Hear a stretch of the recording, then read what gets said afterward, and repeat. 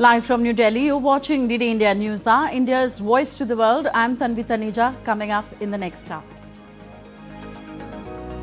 Prime Minister Modi participates in celebrations honouring one of the greatest emperors of India, Rajendra Chola I, asserts Raja Chola and Rajendra Chola symbolize India's identity and pride.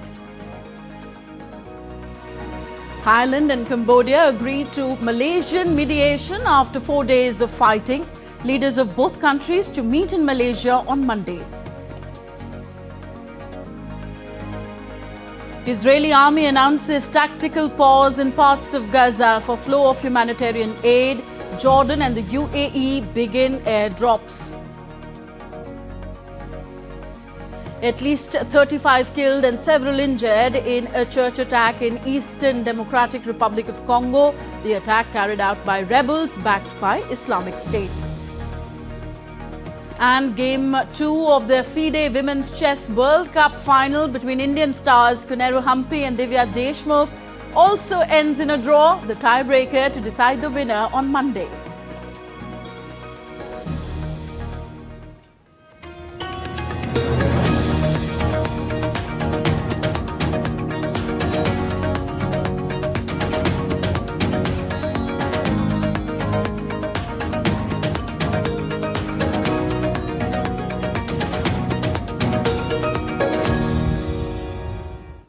Up first, news from India. Prime Minister Narendra Modi addressed the valedictory celebrations of the Adi Tiruvatirai festival in Ariyalur district of Tamil Nadu on Sunday. The event marked the birth anniversary of the legendary Chola Emperor Rajendra Chola I and the commemoration of 1,000 years of his maritime expedition in Southeast Asia. Prime Minister Modi also released a commemorative coin in the honour of Rajendra Chola I. He also announced that grand statues of Raja Chola and his son Rajendra Chola I will be constructed in Tamil Nadu. A report. The majestic Gangaikonda Cholapuram temple in Tamil Nadu, a glorious symbol of India's ancient heritage. As the sacred Adi Tiruvatirai festival unfolded in full splendour, Prime Minister Narendra Modi marked his presence at this historic celebration. The air reverberated with devotional chants and traditional music, a spiritually uplifting experience.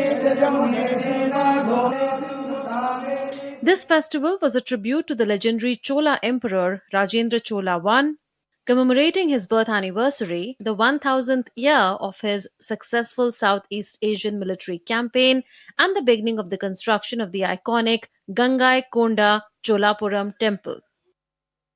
Rajendra Chola I, one of India's most powerful and visionary rulers, expanded the Chola Empire's influence from North India to Southeast Asia. Addressing the gathering, the Prime Minister hailed the Chola legacy as a declaration of India's true strength and called it a roadmap for building a new India. हमें हमारी navy को, हमारी defence forces को मजबूत बनाना होगा.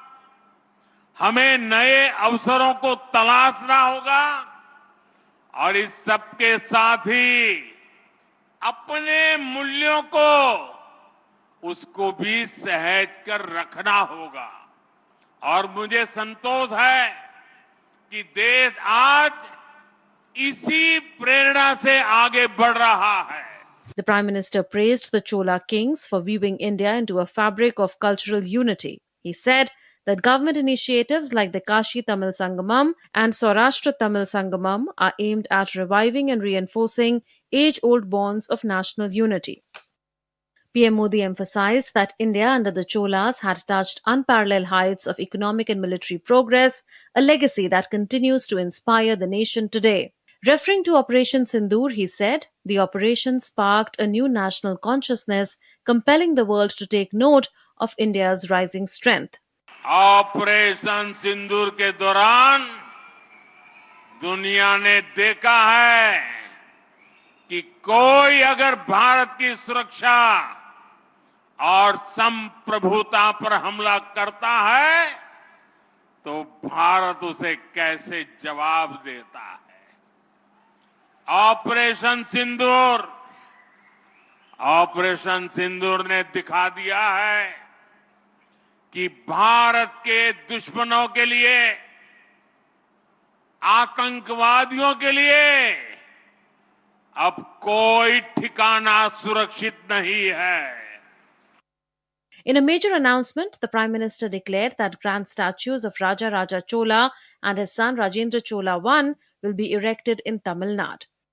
The massive crowd at the Adi Thiruvathirai festival responded with overwhelming enthusiasm, celebrating the historic legacy and the Prime Minister's presence in their midst. Bureau Report, DD India. The great Tamil emperor ruled not just with the sword but with vision. Rajendra Chola I, the emperor who extended India's power from the Ganges to Southeast Asia, building temples that touched the skies and commanding fleets that ruled the seas. A look next into one of the greatest dynasties of Indian history, the Chola dynasty, and its legendary ruler, Rajendra Chola I, a master of conquest, culture and faith. DD India's Mihir Mekuri reports. From the Himalayan peaks to the southern shores, India's rich cultural tapestry tells the story of kingdoms that shaped the course of history. Among them, one dynasty stands tall, the Cholas.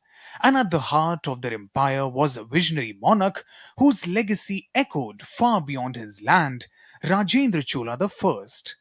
Ruling in 11th century South India, Rajendra Chola I transformed the Chola dynasty into one of the most powerful empires of its time. His reign saw bold military campaigns that extended India's influence across oceans and continents. Conquest of Sri Lanka. Rajendra defeated King Mahinda V and brought the entire island under Chola control. Southeast Asian campaigns. His most celebrated feat was the naval expedition against the Srivijaya Empire, modern-day Indonesia and Sumatra. In a coordinated strike, Rajendra's navy attacked 14 strategic ports, capturing King Vijayatunga Varman. Expansion to North India. He pushed Chola boundaries up to the Ganges, earning the title Gangai Konda Chola, the Chola who conquered the Ganges. To mark this, he built a new capital, Gangaikonda Cholapuram. Control over maritime trade routes. By seizing the Lakshadweep and Maldives Islands, Rajendra secured key international trade routes linking Arabia, Africa, and Southeast Asia. His reach extended to Malaysia, southern Thailand, and parts of Burma. How did Rajendra Chola I achieve this vast maritime dominance? Rajendra built a formidable naval force, turning the Chola dynasty into a maritime superpower. His fleet boasted massive, ocean-worthy ships capable of transporting troops, cargo, and even war elephants. These vessels were equipped for both warfare and long-range expeditions. The navy was meticulously structured from officers and soldiers to expert navigators and sailors, ensuring seamless coordination in both conquest and trade. But Rajendra Chola's vision extended beyond battlefields and sea routes. He was a patron of art, faith, and architecture, leaving behind a spiritual legacy as enduring as his military one. Under his reign, Shaivism, the worship of Lord Shiva, flourished. Temples were not just places of worship, they were centers of culture, education, and community welfare. In his capital, Rajendra built the majestic Brihadeshwara Shiva temple, a marvel of Chola architecture and devotion. With its towering Vimana, exquisite idols, and richly detailed inscriptions, this temple became a beacon of the Chola spiritual and artistic renaissance. Today, it stands as a UNESCO World Heritage Site, a living example of India's sacred heritage. From the sanctum sanctorums of Shiva temples to the waves of Southeast Asia, the imprint of Rajendra Chola I and even his successor Rajadiraj I on Indian history is deep, enduring, and glorious. Mihir Makri for DD India. In the latest edition of the Prime Minister's monthly radio address, the Man Ki Baat program, Prime Minister Modi hailed astronaut Shubhanshu Shukla as an inspiration for all Indians. He also stressed that India's real strength lies in the knowledge preserved in our ancient manuscripts, which contain information on science, medicine, music and philosophy. Prime Minister Narendra Modi, in the latest edition of Man Ki Baat, once again spoke about the nation's successes and the achievements of its people. He described Indian astronaut Shubhanshu Shukla's successful space journey as an inspiration for all Indians.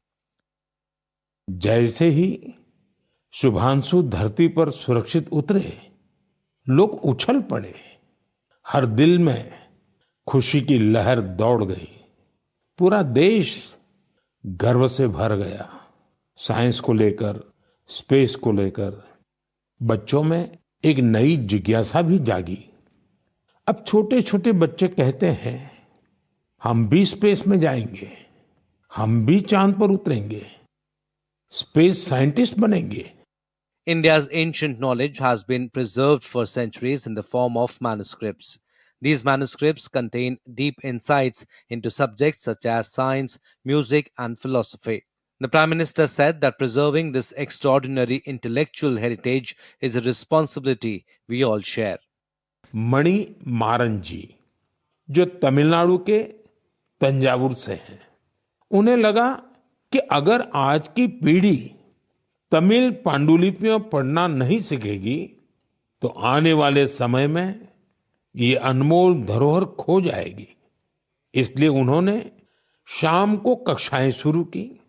आज अनेकों प्रयासों से कई छात्र इस विधा में पारंगत हो चुके हैं। इसी सोच से प्रेरित होकर भारत सरकार ने इस वर्ष के बजट में एक ऐतिहासिक पहल की घोषणा की है, ज्ञान भारतम मिशन। इस मिशन के तहत प्राचीन पांडुलिपियों को डिजिटाइज किया जाएगा।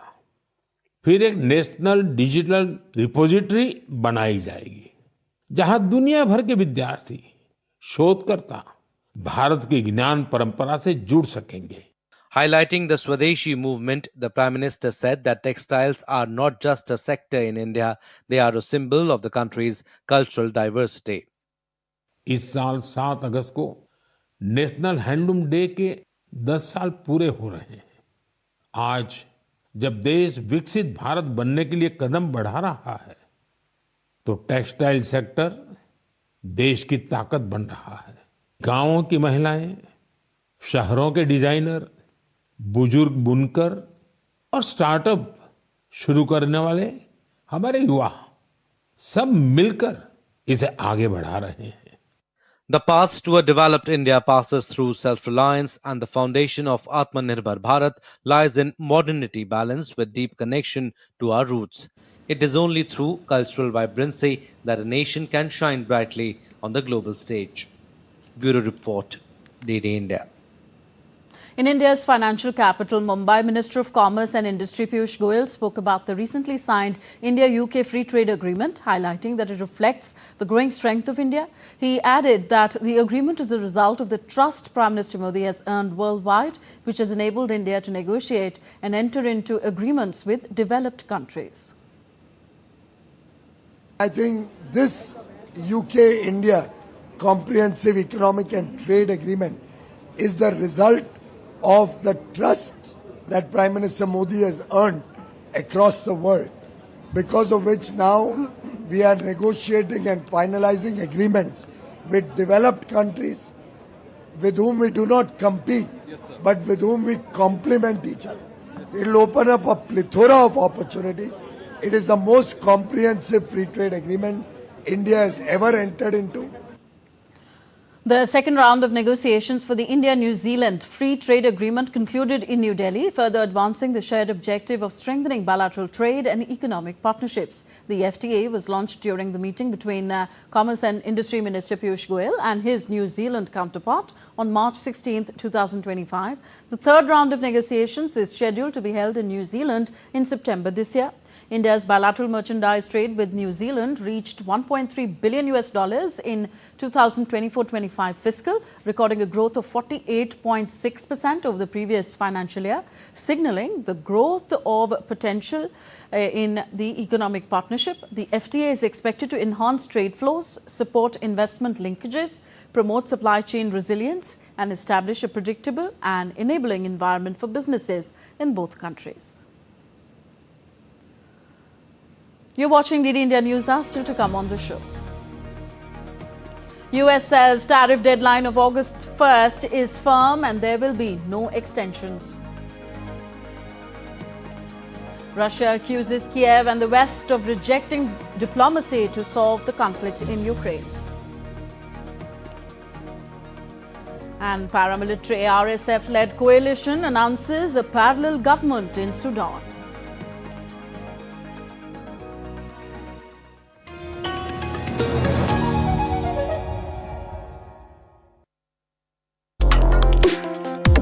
Complex issues, hidden agendas, twists and turns, strategic games. We think all dots are linked. We just need to connect them. Join me every week as I connect the dots to unravel hidden designs in statecraft, mysteries, and decode issues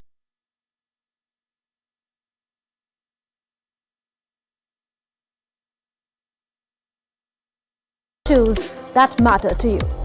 Watch Connecting the Dots with me at these times on DD India.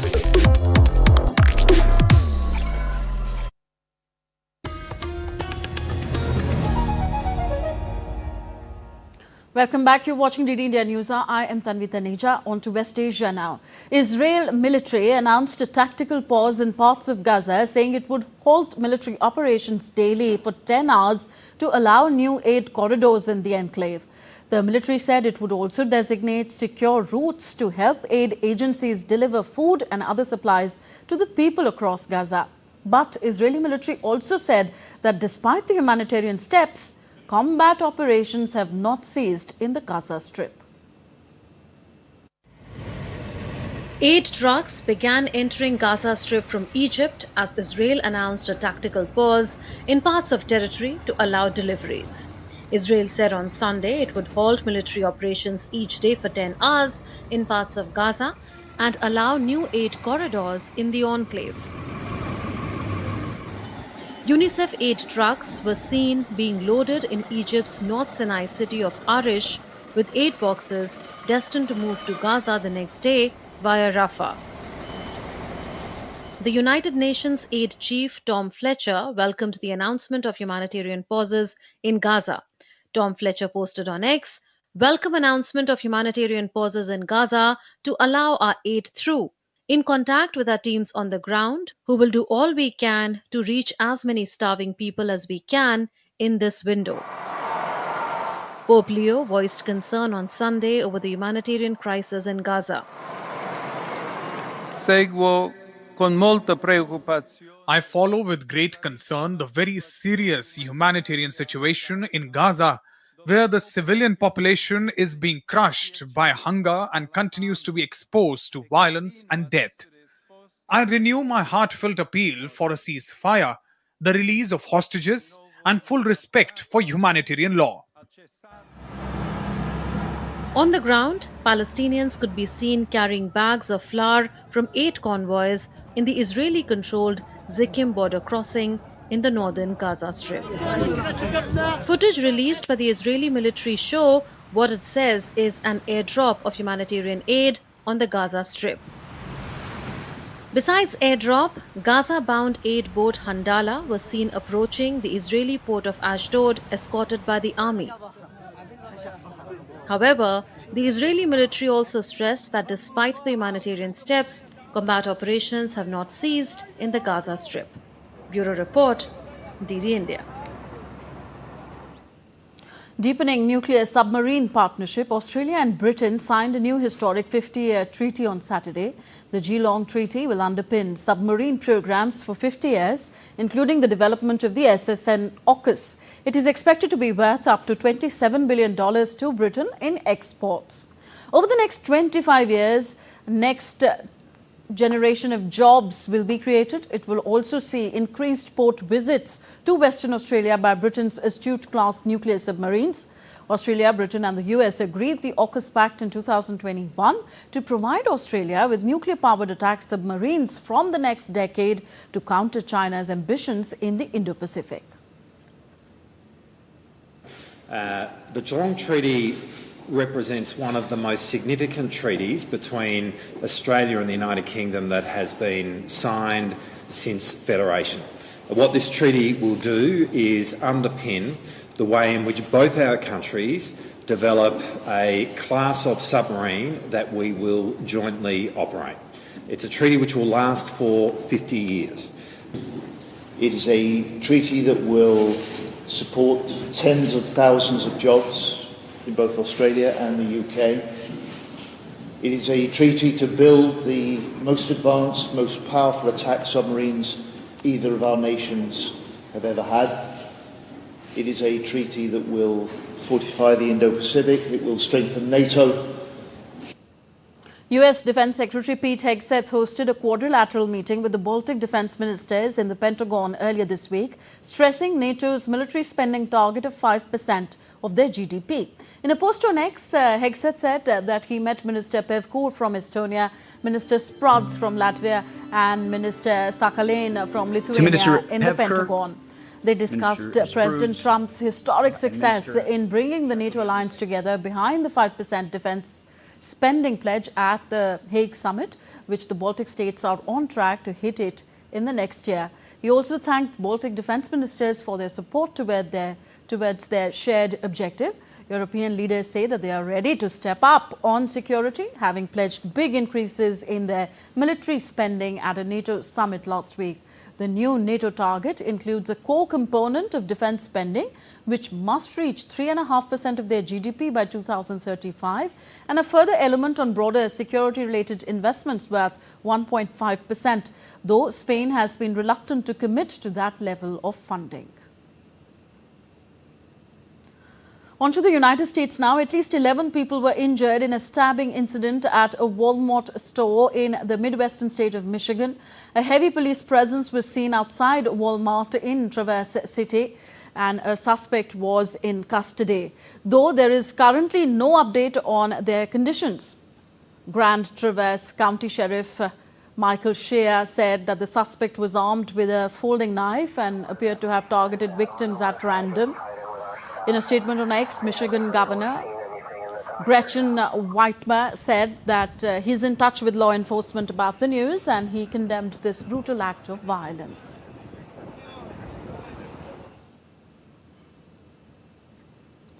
US Commerce Secretary Howard Lutnick said on Sunday that the US deadline of August the 1st for imposing tariffs on its trading partners is firm and that there will be no extensions. Lutnick told Fox News Sunday, and I quote, "So no extensions, no more grace periods. August 1st, the tariffs are set, they'll go into place, customs will start collecting the money, and off we go." Listen in. Okay, so no extensions, no more grace periods. August 1st, the tariffs are set. They'll go into place. Customs will start collecting the money, and off we go. Obviously, after August 1st, people can still talk to President Trump. I mean, he's always willing to listen. And between now and then, I think the president's going to talk to a lot of people. Whether they can make him happy is another question, but the president's definitely willing to negotiate and talk to the big economies for sure. Further south, demonstrators filled the streets of Mexico City to protest against gentrification that is displacing locals and limiting access to housing for low-income residents. It was the third such demonstration in recent months as housing policies continue to favor real estate developers. Over the past 3 years, housing prices in Mexico City have more than doubled, fueled by luxury real estate and an influx of wealthier domestic and foreign residents. Long-time locals have increasingly been priced out of their neighborhoods. Marching along Insurgents Avenue in the city's southern district under a heavy police presence, residents chanted slogans and carried banners calling for an end to government-backed luxury developments and rising rents. Hundreds of police officers in anti-riot gear lined the route.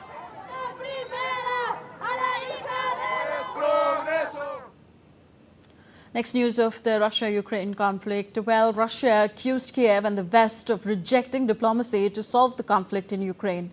Russia said to prefer political and diplomatic means to resolve the conflict in Ukraine, but Kiev and the West keep rejecting the diplomacy way. As a result, Moscow continues its military operation in Ukraine. Moreover, Russia captured 2 more villages in eastern Ukraine, including one in the Dnipropetrovsk region, where its troops have begun to make advances. Ukrainian forces haven't confirmed the loss, but reported intense fighting in the area.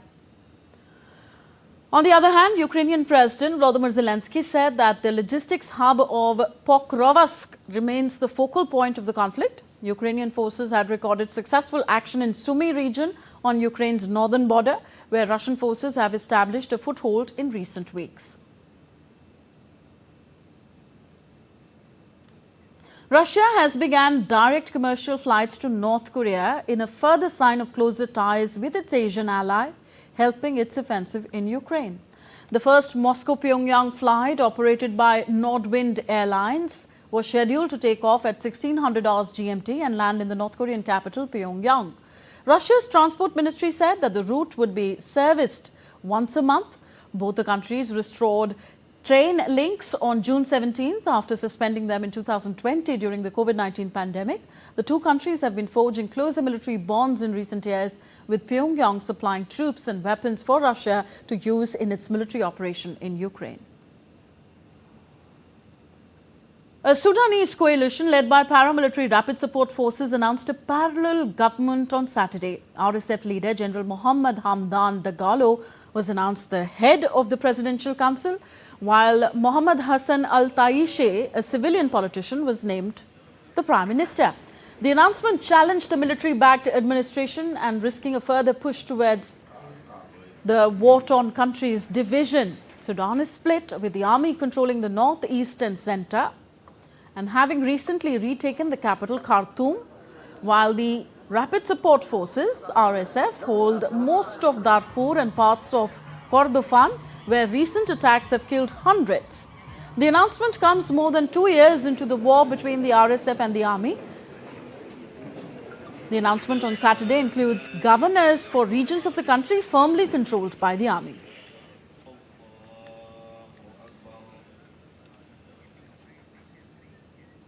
A tragic incident occurred in eastern Congo, where Islamic State-backed rebels attacked a church on Sunday, which resulted in the death of at least 35 people.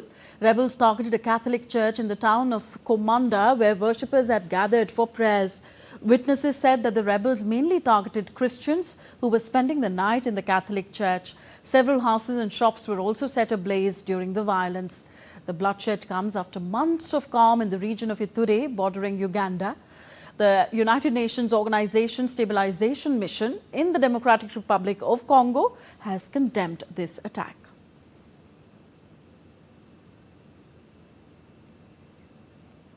And next we take a look at other stories making news around the world.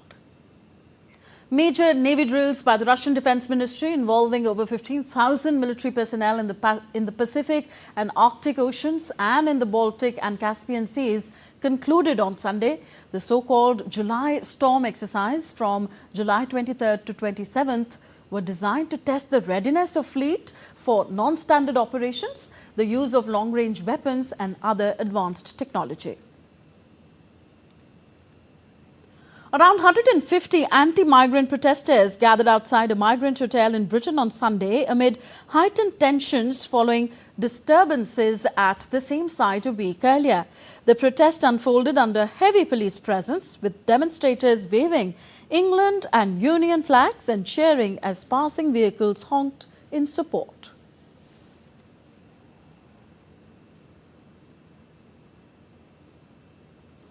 You're with us on DD India NewsHour, still to come on the show. Cambodia and Thailand have agreed for ceasefire talks, but Bangkok says it would not like third-party involvement, an expert take on the border conflict.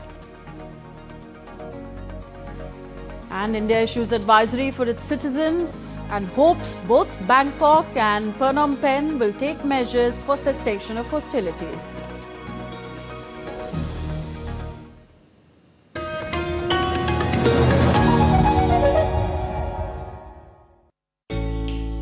Jharkhand will mesmerize you with majestic nature, rich heritage and colorful culture. Johar. It fits perfectly. Thank you. Full workout हो गया. Ready?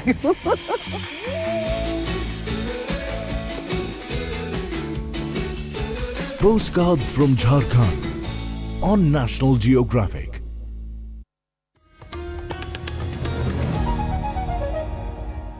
Welcome back. You're watching DD India NewsHour. I am Tanvi Taneja. A reminder of the headlines we're tracking at this hour.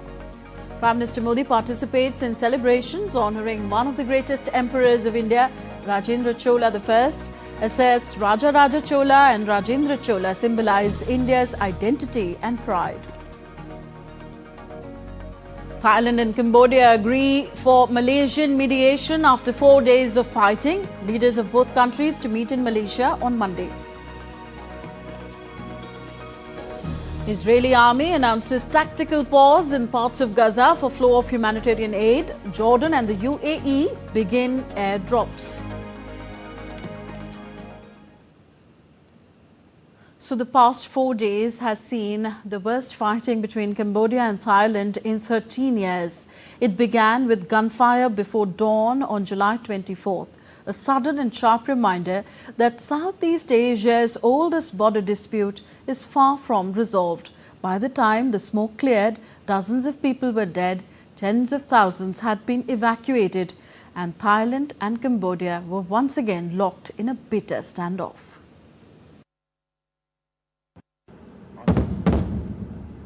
Cambodia and Thailand accused each other of artillery attacks across the contested border areas early on Sunday, hours after US President Donald Trump said the leaders of both countries had agreed to work on a ceasefire.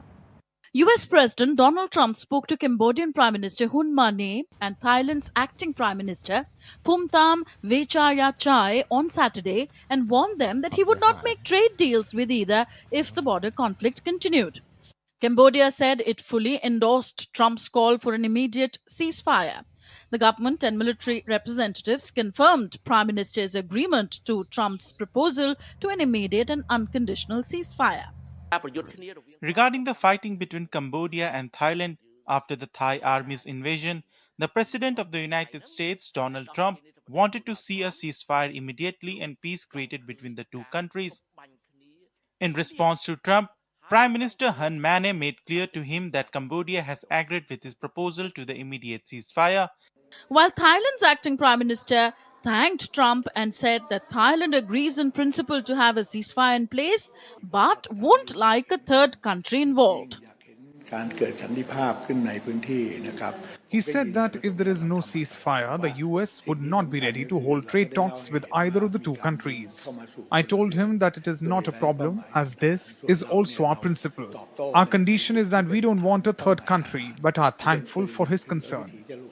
But Malaysia's state news agency reported on Sunday that Cambodian Prime Minister Hun Manet and Thai acting Prime Minister Phumtham Vechayachai will come to Malaysia on Monday to discuss the escalating border conflict. Both the Prime Ministers of Thailand and Cambodia have made statements and expressed their gratitude for assistance provided.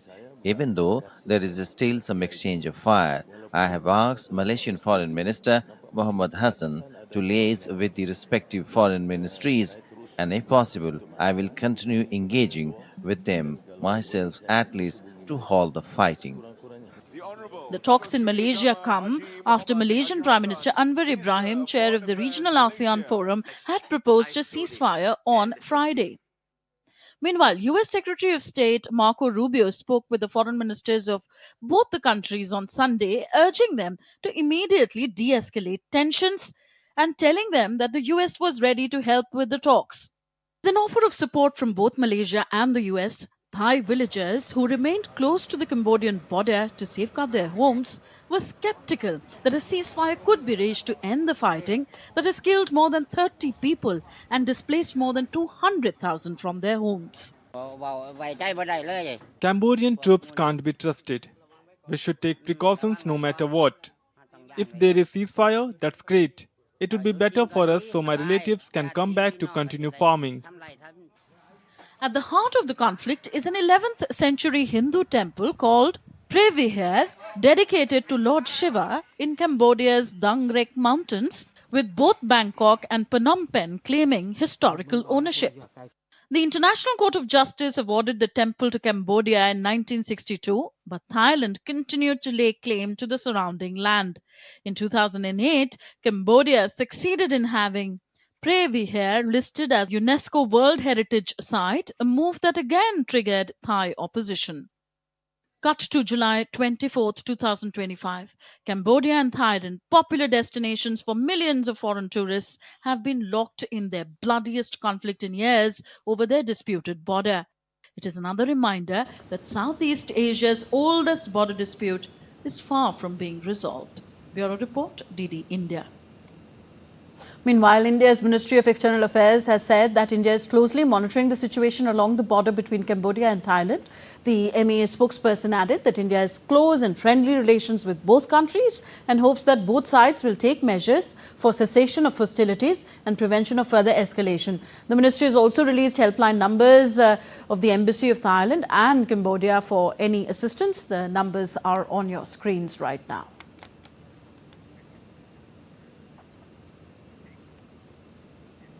And to discuss the prospect of ceasefire between both the countries, we have with us Suchitra Durai, former Indian ambassador to Thailand. Welcome, ma'am, to the program. Could you shed some more light on why the serious border conflict between Cambodia and Thailand has suddenly erupted? What was the precipitating factor? Firstly, thank you for inviting me to your program. I think you have broadly laid out, the situation as it is. This is a very old border dispute.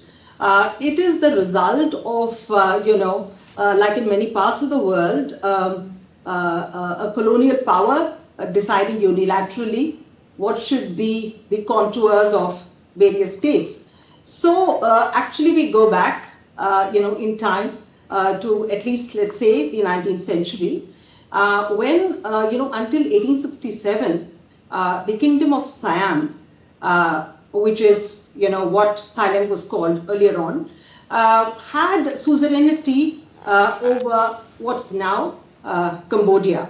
But basically it was part of French Indochina. And thereafter, after negotiations between then the Kingdom of Siam and France, Siam decided to withdraw its claims on some parts of the territory.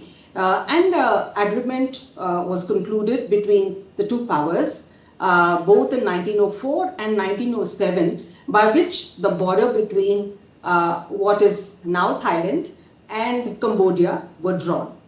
But this was always, a disputed border because Thailand continued to claim, parts of territory which are currently under Cambodia, including, of course, the Previhar temple, which is dedicated to Lord Shiva.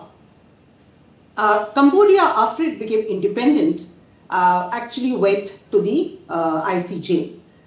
In 1962, there was a ruling. It was also, a 9-3 ruling, so not a unanimous ruling of the ICJ, which awarded the Previhar temple to Cambodia. But there was ambiguity as far as the surrounding land is concerned. Thailand never accepted that ruling. So it continued to claim, particularly the land around Previhar. And in fact, from time to time, there have been border skirmishes. The only thing is what happened is that earlier on, they were more contained. In fact, there were quite a large number of skirmishes between 2008 and 2011. In fact, in 2011, more than 20 people died in those skirmishes. And if you compare those skirmishes with what has happened now, 33 people have died. Of course, a very large number of people have been displaced on both sides. I think about 35,000 people on the Cambodian side and about 130,000 on the Thai side. Now, this is a long border. It's about 817 kilometers long. and most of it has been demarcated, but there are some parts which are undemarcated. Now, the recent, problem surfaced actually in February this year, where a group of Cambodian tourists went to a temple which is again in disputed territory, the Tha Mon Thom temple in Surin province, and there they started singing the Cambodian national anthem. The Thai police prevented them, and thereafter it became a big issue. Then the matter was sort of died down. But on the 28th of May, in what is called the Emerald Triangle, in that area which is very close to both Laos as well as Thailand and Cambodia, in the Priyavihar area, trenches were being dug where there were Cambodian soldiers. And since this was disputed territory, the Thai side reportedly opened fire, and one Cambodian soldier was killed. Expanded in a very big way, and thereafter about 12 points along the border, there were skirmishes over time. Okay. Now, Cambodia and Thailand have agreed to ceasefire talks, but Thailand says that it would not like third-party involvement. Why is Thailand averse to third-party involvement? And also, how do you see the prospects of a durable ceasefire at this moment? Yeah, naturally, like most countries which have disputes, they would like to bilaterally resolve this issue with Cambodia. Now, what has happened is, meanwhile, of course, the UN Security Council has also, approved a statement, approved a decision by which it has asked the ASEAN chair. The ASEAN chair is currently Malaysia, to mediate in this particular dispute. And that is how, in fact, tomorrow morning, it is reported that the leaders of both Thailand, the acting Prime Minister Bomcham, Vichayachai, and as well as the Prime Minister of Cambodia, Hun Manet, are expected to be in Kuala Lumpur for talks, which will basically be facilitated by ASEAN chair, which is Malaysia. Okay. Of course, President Trump has also, meanwhile, made a statement on Truth Social, where he said that both parties have agreed to talk on cessation of hostilities, and so therefore there is considerable international pressure on both the countries to have a dialogue and to de-escalate. Okay, at this stage, how serious a problem do you regard the displacement of civilian population in both Thailand and Cambodia? And also, how do you think this conflict will likely affect tourism in the two countries? Definitely, there's a very large number of people who are affected on both sides. On the Thai side, in terms of absolute numbers, it's a much larger population which has been affected. They're mostly, people from the farming community, and all of them have had to leave their farms and go away, and they're very anxious to get back. It's the people's normal daily life which has been affected. What is also, one must also keep in mind is that there is a certain distinction in this round of clashes compared to what happened earlier, because for the first time air power has been used. Thailand, sent its F-16s and actually attacked military targets in the Cambodian side. But on the other hand, Cambodia has been, according to Thailand, been hitting a whole number of civilian targets on the Thai side. And it has been continued to shell. Even this morning, there was shelling from the Cambodian side on Thai population centers. So this is something which is of a higher scale than earlier clashes. But my own sense is that both sides are looking for a way out to de-escalate. And perhaps tomorrow's round of talks in Kuala Lumpur will be the off-ramp that both sides are looking for. Okay, Ms. Durai, finally, do you see any long-term solution to the tensions between Cambodia and Thailand? Definitely, under the ASEAN, the Treaty of Amity and Cooperation, to which both all the countries of ASEAN, 10 members of ASEAN, have agreed to. All problems have to be decided, through dialogue and not through, armed interventions. So therefore, my sense is that this conflict will not become a full-blown war. That is our expectation. As you have rightly pointed out, naturally everybody is looking very closely at the situation. Tourism has been affected. And for both countries, this is a very important aspect of their economy. For Thailand, 12% of their economy is dependent on international tourism, whereas for Cambodia, it's about 9%. But there is again a distinction.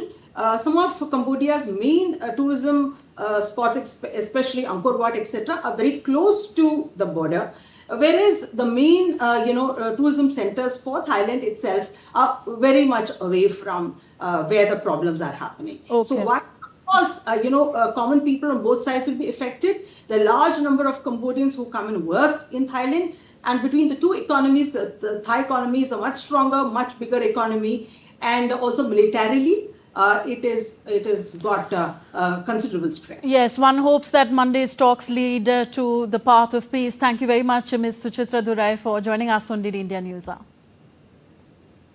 Still to come on the show. Greece gets help from the EU to battle disastrous wildfires. Czech firefighters and Italian aircraft join the fight. In sports, Inter Miami presents new signing Rodrigo de Paul. And Australia beat West Indies by 3 wickets in the 4th T20 to take a 4-0 lead.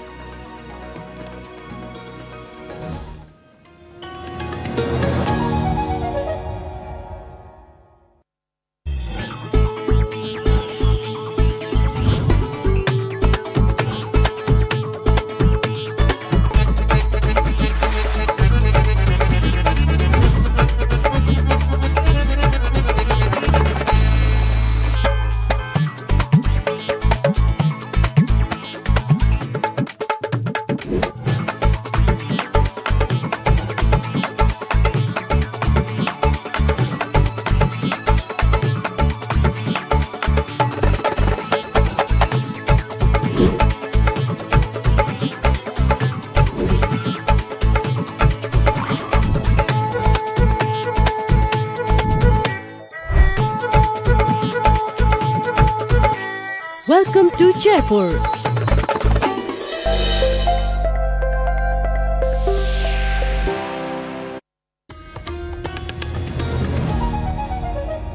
Welcome back. You're watching DD India News. I am Tanvi Taneja. Railways Minister Ashwini Vaishnav held an extensive review meeting in Vadodara on the progress of various railway projects in Gujarat. The officials briefed the minister on the status of ongoing railway projects and new line proposals. The minister said that Indian Railways is rapidly emerging as a global exporter of bogies, coaches and locomotives under the Make in India, Make for the World vision. Bharat में railway का production बहुत अच्छा बढ़ा है। प्रधानमंत्री जी के make in India कार्यक्रम के तहत जो अब भारत से मेट्रो कोच ऑस्ट्रेलिया कनाडा जाने लगे हैं, बोगी जाने लगी है UK, Saudi Arabia, France, Australia, propulsion system जाने लगा है France, Mexico, Romania, Spain, Germany, Italy, passenger coaches Mozambique, Bangladesh, Sri Lanka जाने लगा है। फिर engine locomotive Mozambique, Senegal, Sri Lanka, Myanmar, Bangladesh और रिपब्लिक ऑफ गिनी के लिए अभी माननीय प्रधानमंत्री जी ने पहला लोको फ्लैग ऑफ किया था। तो ओवरऑल प्रधानमंत्री जी का जो make in India, make for the world का विजन है वो रेलवे में भी साकार होने लगा है। From counter-insurgency operations to election security and VIP protection, the Central Reserve Police Force CRPF remains India's formidable backbone in ensuring internal peace and order. A report on CRPF's 87th Raising Day. Formed on July 27, 1939 as the Crown Representatives Police, the force was initially tasked with quelling disturbances in princely states. Over the decades, it has transformed into one of the most seasoned and respected paramilitary forces in the country, now called the CRPF. With 6 all-women battalions, A first among India's paramilitary ranks, CRPF continues to set benchmarks in inclusive security. The first such unit, the 88M Battalion, was formed in 1986 and is headquartered in New Delhi. These battalions play a vital role in managing sensitive situations with empathy, strength, and precision. Its expertise in VIP protection is second to none. From union ministers and chief ministers to spiritual leaders and bureaucrats, CRPF's elite security wing ensures safety with uncompromising professionalism. One of CRPF's most decorated units, the Cobra or Commando Battalion for Resolute Action, is tailored for guerrilla and jungle warfare, especially against Maoist insurgents. With over 10 Cobra units deployed in left-wing extremism zones, their operations have led to a 70% decline in Maoist violence over the past decade. The Rapid Action Force, formed in 1992, is another specialized wing within CRPF. Trained to respond to riots and civil unrest with restraint and resolve, RAF has often been the first responder in times of internal crisis.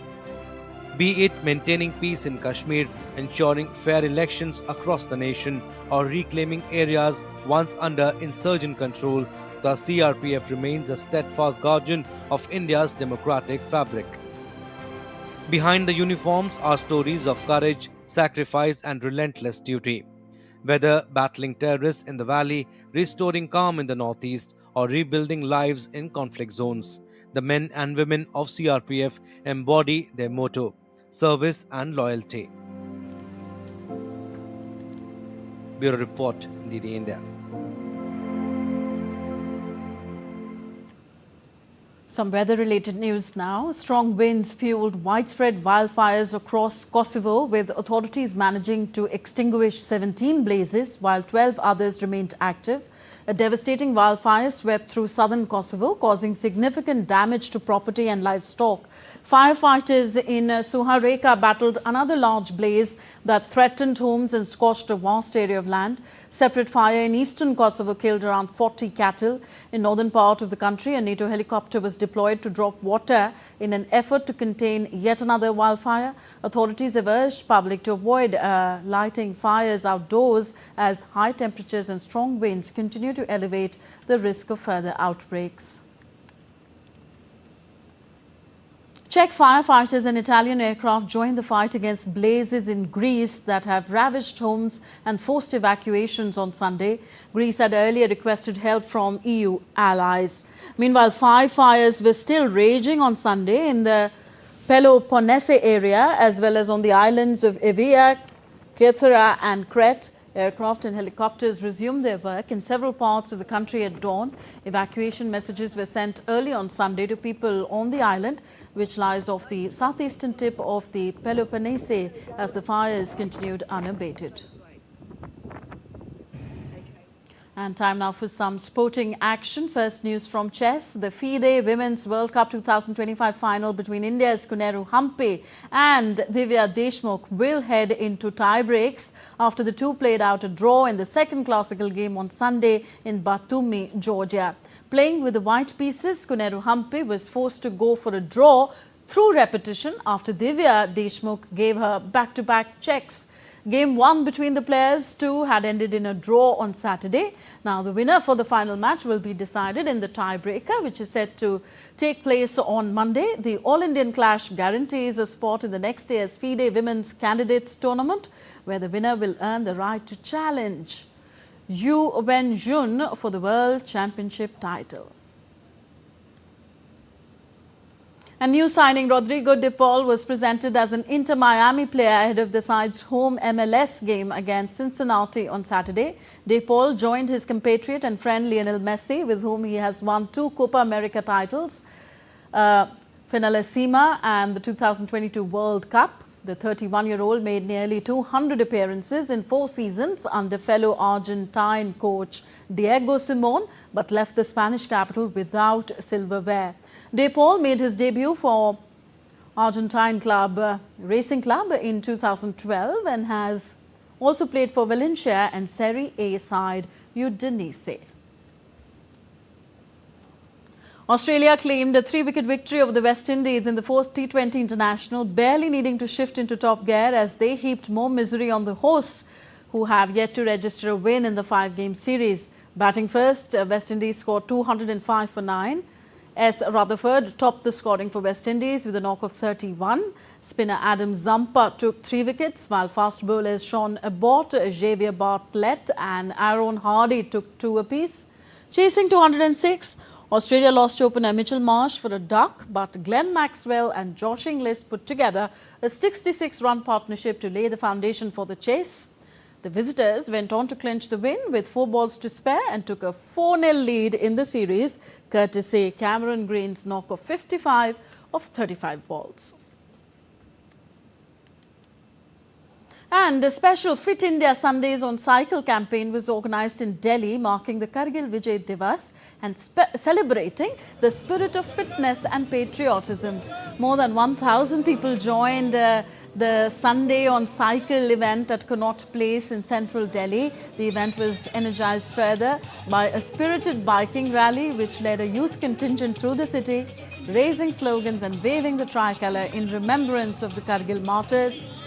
The Sundays on Cycle initiative was simultaneously conducted at over 6,000 locations across India, uniting people in the dual mission of saluting our Kargil war heroes and promoting a healthier, fitter India. It's a very, very important campaign that the government of India has started, because it's very important for all of us to stay fit and healthy. Because these days obesity is one of the problems that is happening, and India is moving towards becoming the obesity capital of the world. So we really need to do something about it. And this particular Fit India cycle on Sunday is dedicated to Operation Sindhu, which was very, very important operation from government of India again. Because of course there was a lot of terrorism activities happening cross border, and we had to give them a very strong message. All right, that's all for this edition of DD India NewsHour. Do let us know your thoughts on the news of the day. Connect with us on our different social media handles at DD India Live. And for those on the go, you can download our DD India mobile app for news and updates from India and the world. So we'll be back with more news as it breaks here on DD India. I'm Tanvi Taneja from all of us here in New Delhi. Thank you for watching. Namaskar.